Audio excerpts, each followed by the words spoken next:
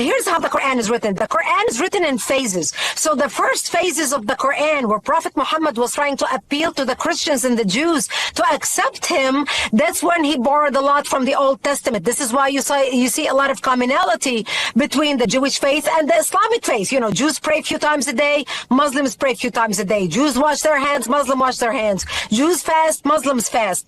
And so Muhammad wanted to create this religion that make it palpable to the Jews. So because nobody in his own city would accept him after 12 years of preaching.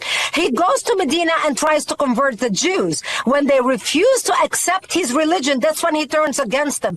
That's where the new verses in the Quran, especially like Surah 9, that's when he talks about the law of an-nasakh wal-mansukh, the law of abrogation. That means if there is any verse in the latter verse of the Quran that contradicts the verse before it, or any verse that came before it, the first verse is erased and the latter verse becomes the law.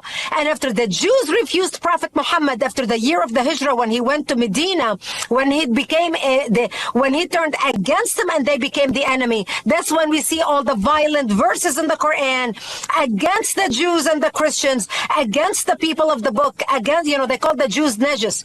And so this is why when the radical Islamists and the moderate Islamists get into a debate, the radicals always win because the law is on their hand.